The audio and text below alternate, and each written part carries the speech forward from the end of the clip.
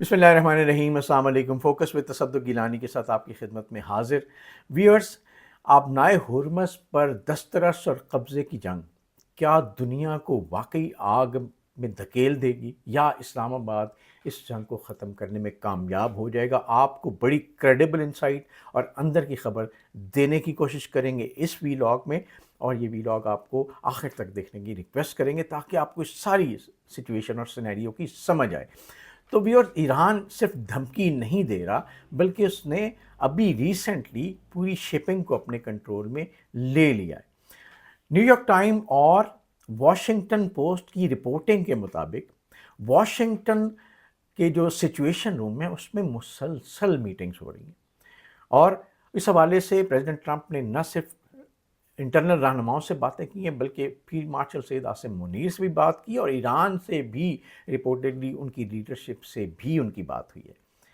President Trump نے ایران کے ساتھ مذاکرات کو پازیٹیو کہا، لیکن ساتھ ہی ایران پر بلیک میلنگ کا الزام بھی لگا دیا۔ یہ ٹرمپ اسی طرح ہیں، کبھی کچھ کہتے ہیں کبھی کچھ کہتے ہیں، بلکہ ایک سٹیٹمنٹ کے اندر بھی ان کی بہت ساری باتیں مختلف ہوتی ہیں۔ دوسری طرف ایران نے واضح پیغام دیا ہے کہ اگر امریکہ نے دباؤ بڑھایا تو پورے خطے کی تیل کی سپلائی نہ صرف روک دی جائے گی بلکہ تیل کی پروڈکشن بھی روک دی جائے گی۔ یہ بہت بڑا تھریٹ ہے، اور آپ کو پتہ ہے کہ ایران یہ کر سکتا ہے۔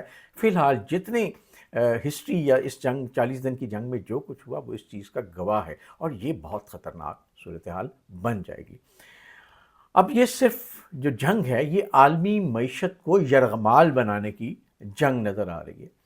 یعنی ایران کے اندر اب دیکھیں تو وہاں پہ بھی بہت زیادہ اینٹی امریکن سینٹیمنٹ سامنے آ رہا ہے، پہلے سے تھا لیکن اب اس کا بہت کھل کے اظہار ہو رہا ہے، اور یمن کے اندر بھی بہت بڑے مظاہرے ہوئے ہیں۔ اس حوالے سے ایران کے اندر بھی یمن کے اندر بھی ریلیاں، نعرے لگائے جا رہے ہیں، کھلے عام امریکہ کے خلاف غصے کا اظہار کیا جا رہا ہے۔ بلکہ ایران کے اندر جو ہارڈ لائنرز ہیں اور عوام کے اندر بھی بڑی تعداد میں موجود ہیں وہ اس سیز فائر کے حق میں ہی نہیں ہیں، لیکن دوسری طرف جو نیگوشیٹرز ہیں، جو پولیٹیشنز ہیں، وہ بیسیکلی اس وقت کی نزاکت کو سمجھتے ہوئے اس معاملات کو حل بھی کرنا چاہتے ہیں، لیکن برابری کی سطح پہ عزت اور احترام کے ساتھ۔ اور یہی عزت اور احترام ان کو فیلڈ مارشل عاصم منیر کی ایران کے وزٹ کے دوران نظر بھی آیا، اور اس کو وہاں پہ بہت اپریشیٹ کیا جا رہا ہے۔ ایرانی میڈیا اور سوشل حلقوں میں پاکستان کے آرمی چیف کے حوالے سے بہت مثبت جذبات دیکھنے میں آ رہے ہیں، اور خاص طور پہ اس وجہ سے کہ پاکستان نہ صرف ایک میڈییٹر کا کردار ادا کر رہا ہے بلکہ اس کو بڑے خلوص ہمدردی کے ساتھ پورے خطے کو اس جنگ کی آگ سے نکالنے کی کوشش کر رہا ہے، اور اس لیے کہ آمنے سامنے دونوں طرف نقصان مسلمانوں کا ہونے جا رہا ہے۔ یہ جذبات اب ایک اہم سگنل بن چکے ہیں ویورز، اور ایران اب محسوس کر رہا ہے وہ تنہا نہیں کھڑا بلکہ ریجن کے اندر جو باقی طاقتیں وہ ایران کے سینٹیمنٹس کو بھی سمجھتی ہیں اور ان کے ساتھ بھی کھڑی ہیں، اور اس کو ایک ریجنل سمپتھی بھی حاصل ہو رہی ہے۔ دلچسپ بات یہ ہے کہ بھارتی میڈیا اس حوالے سے بڑا اس جنگ کو مختلف زاویے سے پورٹرے کر رہا ہے۔ زیادہ تر جو بھارتی میڈیا ہے جہاں ایران کو ایگریسر کے طور پہ دکھایا جا رہا ہے اور امریکہ کو سٹیبلائزر کے طور پہ دکھایا جا رہا ہے۔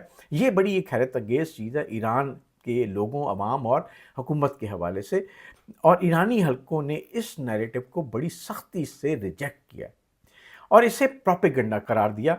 یہ صرف میڈیا کی جنگ نہیں ہے، یہ اب بیانیے کی جنگ بن چکی ہے، اور اسے انفارمیشن وارفیئر کہا جا سکتا ہے۔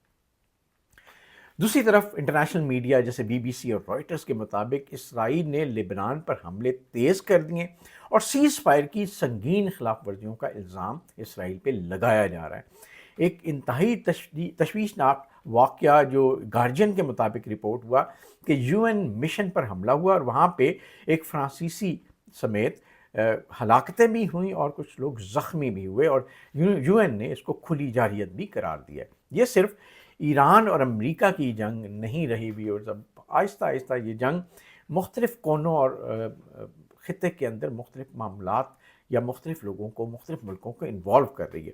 خلیج کے اندر اس وقت پازیٹیو صورتحال ہے، اور خلیجی ممالک اس چیز کو اب سمجھنا شروع ہو گئے ہیں، خاص طور پہ سعودی عربیہ اور قطر اور عمان۔ امریکہ کے اندر بھی اس وقت شدید اختلافات پائے جاتے ہیں، اور کیملا ہارس جو اس وقت اپوزیشن لیڈر ہیں ان سمیت کئی سیاسی شخصیات نے، سینیٹرز نے، کانگریس مین نے اور عوام نے اس جنگ کو بہت خطرناک قرار دیا اور کہا ہے کہ امریکہ ایک اور لمبی اور مشکل جنگ کے اندر اپنے آپ کو انوالو کر چکا ہے، اور پریزیڈنٹ ٹرمپ کی پالیسیوں پہ انہوں نے شدید تنقید کی ہے۔ یہ اختلافات اس بات کا اشارہ کر رہے ہیں کہ یہ جنگ صرف میدان میں نہیں بلکہ واشنگٹن کے اندر بھی لڑی جا رہی ہے۔ تو ایک طرف ایران کے اندر آپ دیکھیں حق میں حکومت کے مظاہرے ہو رہے ہیں، اور دوسری طرف امریکہ کے اندر ٹرمپ کی پالیسیوں کے اگینسٹ بات چیت ہو رہی ہے۔ تو آپ نیریٹو کو اچھی طرح کمپیئر کر سکتے ہیں۔ اب بڑا اور سب سے اہم سوال یہ ہے کہ اس جنگ کو رکوانے کا صرف ایک راستہ ہے، اور وہ پاکستان کی نیگوسیشن یا میڈیشن ہے۔ کیا اسلام آباد واقعی اس جنگ کو روک پائے گا؟ رپورٹس کے مطابق پاکستان نے بیک چینل ڈپلومیسی کے ذریعے امریکہ اور ایران کے درمیان رابطوں کو بڑھایا ہے۔ جیسے ابھی میں نے بتایا کہ پریزیڈنٹ ٹرمپ کے متعلق بتایا گیا کہ ریپورٹڈلی انہوں نے ایران سے بھی رابطہ کیا ہے فیلڈ مارشل سے رابطے کے بعد، اور سید عاصم منیر کے کردار کو عالمی سطح پہ بہت اپریشیٹ کیا جا رہا ہے، اور یہی وجہ ہے کہ اسلام آباد اب اس بحران کا مرکزی سٹیج بنتا جا رہا ہے۔